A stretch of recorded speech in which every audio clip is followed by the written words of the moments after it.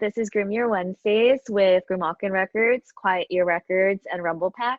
Talking to some great people about the stuff going on and really encouraging people to donate to Virginia Anti-Violence Project, who does a lot of great work with LGBTQIA plus survivors and people of color across the state. So we're gonna move over to Wilvin in.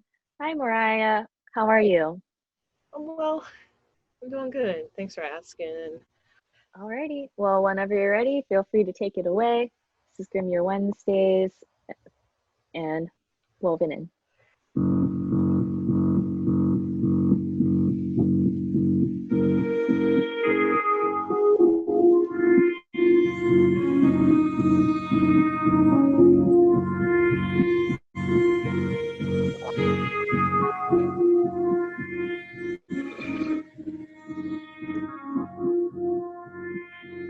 We haven't been dancing in a while. Would you like to take me a ride?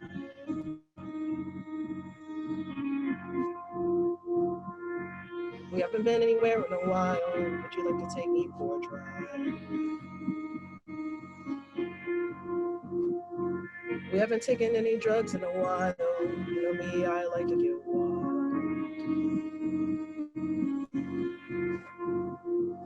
You said I could put you on a chain. Baby, I'm not afraid. Baby, I'm not afraid. Baby, I'm not afraid.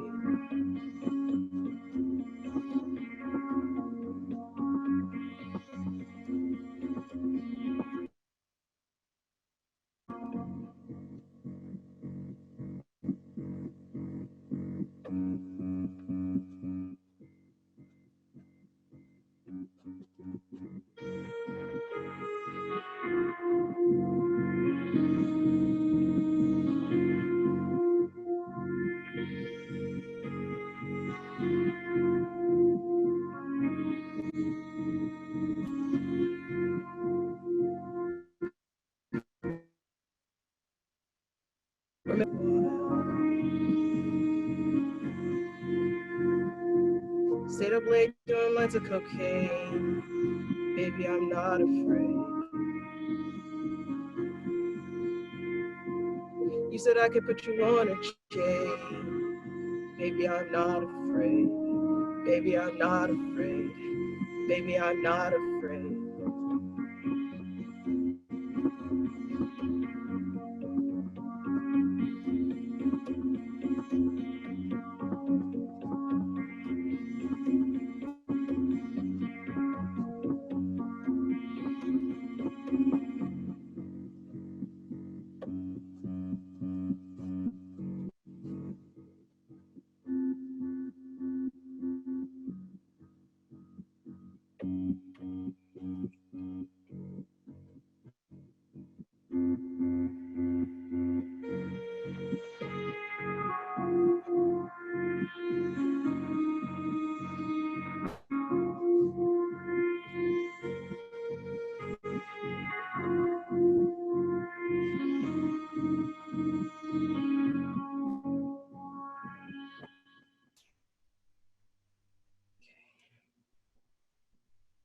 That song's called Studio Burning. It's on my album called Razzmatazz. It's on that album. Let's see.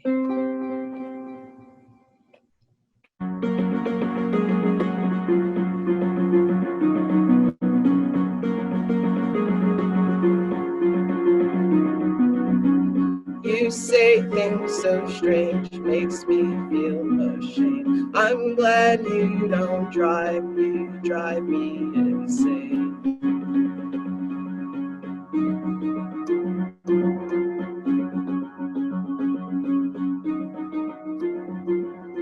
Call me late at night, want me by your side. I'm glad you're okay, got to live my life.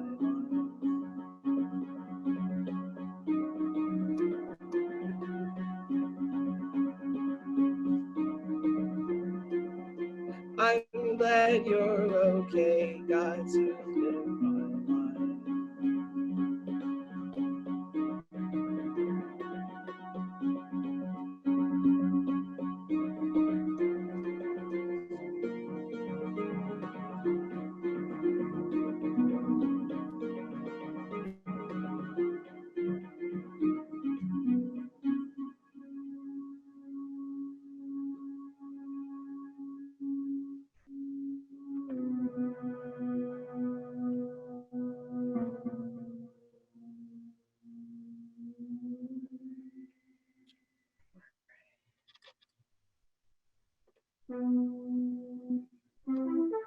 This next song's called Even for a Day. It's about an old co-worker of mine that I fell in love with.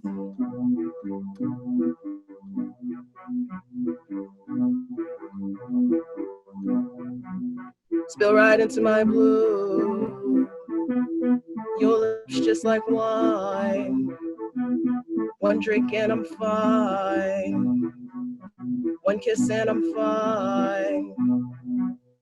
Even for a day, I can't get away. Even for a day, even for a day. Spill right into you. Hold me while we lay. Even for a day, even for a day. Spill right into you. Hold me while we lay. Even for a day, even for a day. Spill right into you. Hold me while we lay. Even for a day, even for a day. All right. This is my last song I'm gonna play. It's called Black Jean City. It's on my album Bossa Blanca. I wrote it when I was living in New York, and the title Bossa Blanca was like these two bars that I used to frequent, well, clubs. One was called Bossa Nova, and the other one was called Casa Blanca. So I took one side of each bar and blended it to Bossa Blanca. Yeah, and this song's called Black Jean City.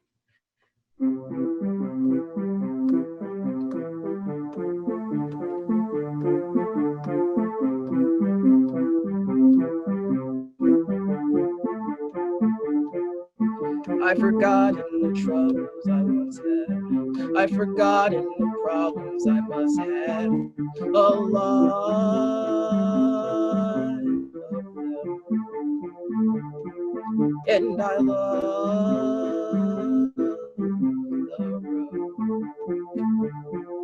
And I love the cruise. When I've lost my way, her love gets me back home.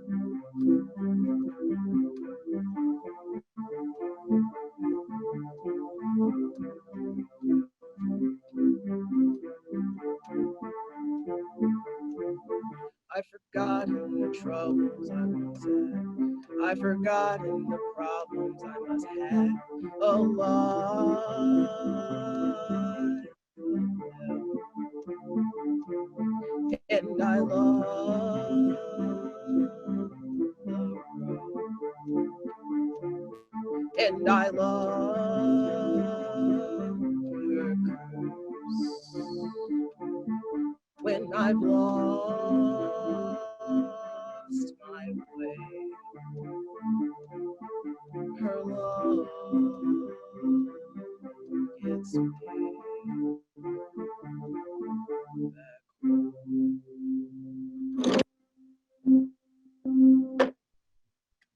That was awesome. Thank you so much for Thanks. that. Oh yeah, I feel glad to be done that set. It was a little nerve-wracking, I'm not gonna lie. That was really good. Oh my gosh. Anyway, how are you? How have you been? I don't know, I kind of want to change up some things in my life, but all in all, I'm doing pretty well. I feel like I'm being really productive lately and still making time to rest intermittently. So I'm doing good. I'm doing good. Definitely. What kind of projects do you have going on right now? So last month, or well, it's August now, but in June I had just started a fund, or it's more of an initiative to get money back into Black creatives' pockets. It's called Black Creatives Redistribution Fund, or Black CR Fund for short. So I just started that in June, and it's consumed a lot of my time in a really good way. It just came out of like, frustration of being a Black underpaid creative. And then also just the, senseless killings of Black people just really fueled me up in a way where I was just like, I had all this energy and all this like anger, and I just wanted to put it, just get rid of it in a healthy way, and also like fuel something that'll put good in the world. So yeah, I started that fund in June, but also I do a zine called Alt Bay Zine. So I've been doing that since 2018. And then, those are print zines that I've been trying to do seasonally, but sometimes it ends up being a little longer than like a season will go past before I put out another one, but I'm still steadily doing that and finding people to be in the zine. And then also putting out music consistently. Yeah, so those are my projects. And also I was doing a venue, but it's kind of at a standstill right now. It's called Cat Body. It's a sober space. So that's what I got going on right now. Yeah, that sounds really great. That's a lot of really amazing projects going on, and I see how they kind of all feed into each other too. So that's Yeah. really, really neat. So I was wondering if you could talk more about the Black Creatives Redistribution Fund, because I thought the concept for it's really interesting, where I think there's more to it than just giving, or than just like buying art from an artist. Right. Could you tell us about how you set up the structure for that? Because I think that's really interesting. So it all started on Instagram, and I was pretty much getting contributions from allies, and Black people have been contributing as well, to redistribute into Black creatives' pockets, because I just kind of feel like this time is so crucial to really have our voices heard, and this can kind of be a really discouraging period in people's lives. So I just wanted to like create that spark so people that still feel energized to do their artwork, because it's like very important for Black people to be heard in all kinds of forms.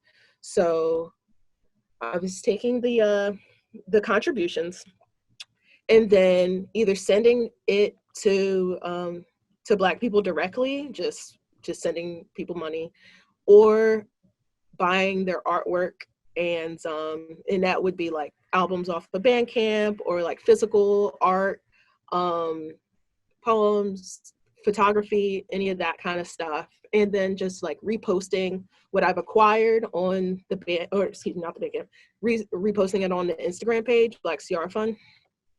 And so just like showcasing Black art as well. So anybody following the page can also be inspired to support Black artists. And that's pretty much how it's working so far. And I'm in the middle of making a website.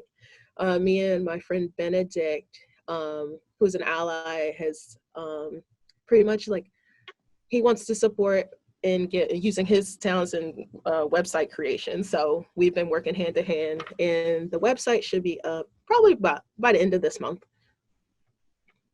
That's really exciting. I'm very happy to hear that things are chugging along. It's a nice flow, I feel like, that you have going on. It's not just kind of like one direction where, you buy a thing, then it's done. It's kind of like a circle of life thing. There's a lot of different sharing going on, and I really like that about that. Oh, thanks. Yeah, I'm buying Black art has gotten so addicting, like also because like we make so much great things, and I'm just like, oh, let me get that. So it's been a really cool experience. Curly said, if you're gonna buy it, why not buy Black? Very true. Which reminds me, I'm just gonna go ahead and say Curly, who said that, is also a Black artist. Actually, on that note, I started thinking about the alt zine as well. So I find that really interesting. You've got like a kind of a repertoire of thinking about your role in different like music and art scenes, because it seems like you have like the sounds from your music, and then you have like visuals from both the Black CR Fund and also through the zine. And then there's like writing and things like that too. So there's kind of like lots of different avenues in there.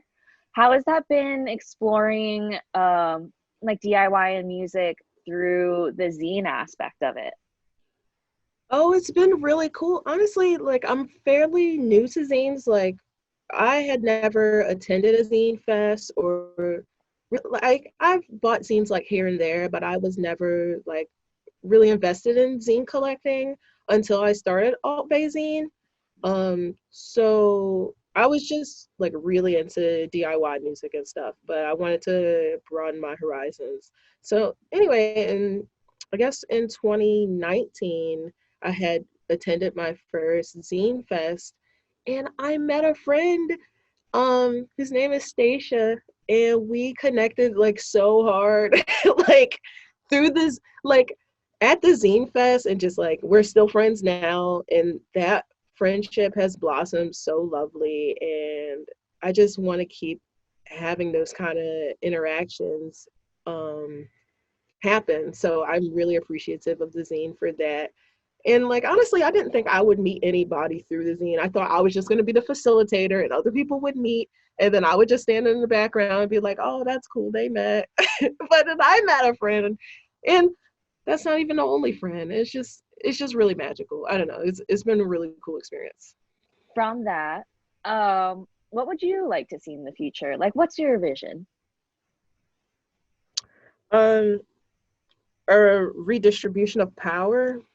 Um, I want to see a power shift to yeah, to minorities across the board. Just I have this idea of a rotative power system that maybe we could try. I mean, because whatever we got going on right now is not working.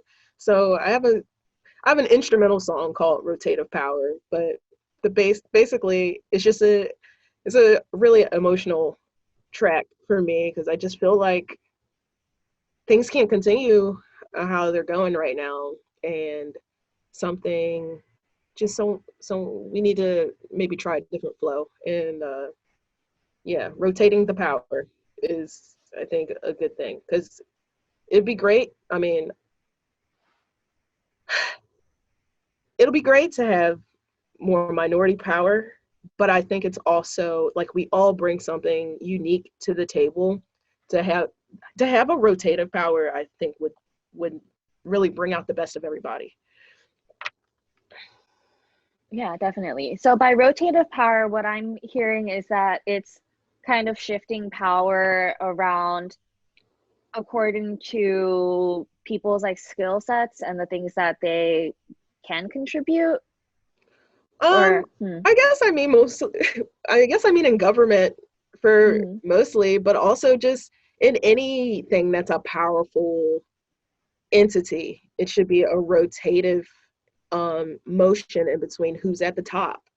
Um, yeah, I feel like people that are at the bottom have great ideas, but their voices never get heard because they're all the way down here. If we had like a rotative system where everybody's, you know, contributing and their voices are heard, we can kind of make the best of the situations. I actually saw a tweet earlier today about not trusting people who have never had a job where they've had to clean a toilet before. Oh yeah, I definitely agree with that.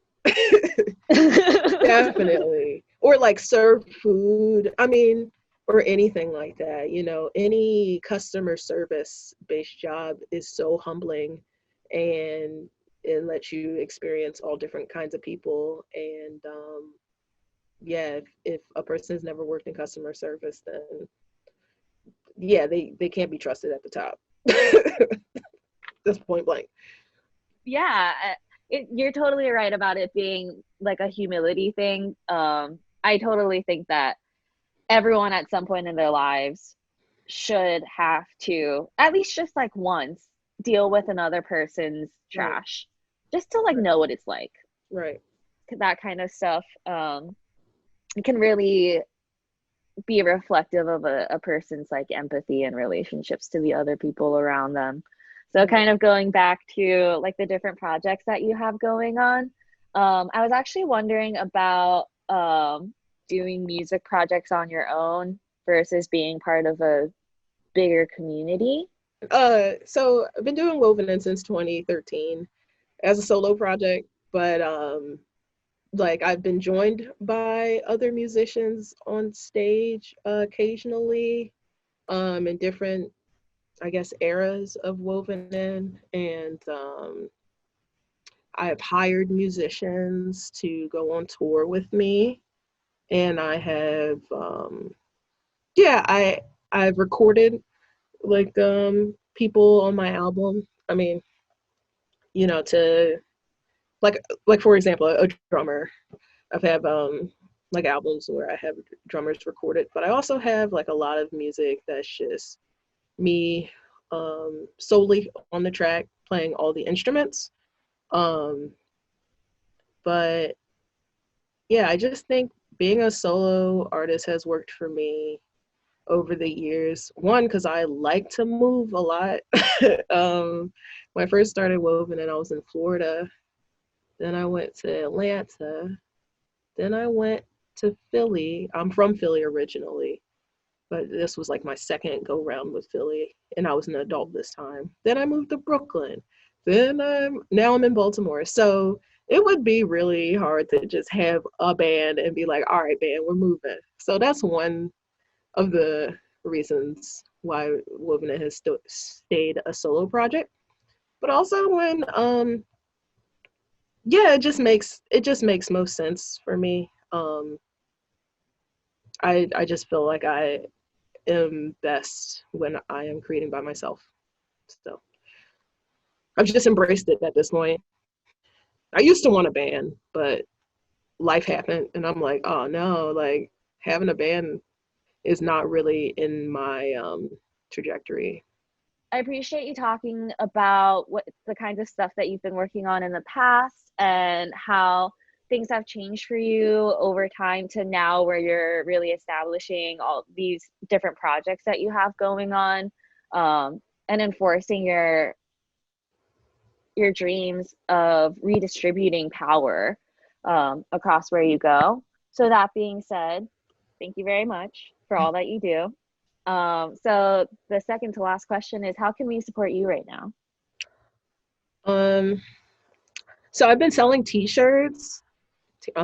People can buy my t-shirts. That's a good way to support me. Just sending money is also a very good way, so I can support more Black art. I actually got these really cool wrist cuffs from a Black artist out of DC, and I love these. Maybe I can get a few more pair of these if anybody wants to send me some cash. But yeah, I've been selling t-shirts. I have an album coming out on the 21st of this month, so definitely can support me by buying that album, sharing it with your friends. Yeah, just checking out my older music as well. Some of it's on Bandcamp, some of it I've taken down just because, yeah, I kind of keep it mysterious. But yeah, I've got one of the shirts just next to me just to show. So I've been selling these shirts. And Ooh, as a picture of me at a protest here in Baltimore. Yeah, I mainly made the shirts because I do realize that some people can't protest, I mean, for various reasons, and maybe they still want to have that protesting spirit. And so I made those shirts.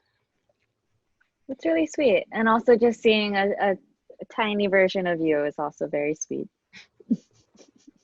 Yeah, alrighty. So my last question for you is there anything you would like to say to the world or have people know?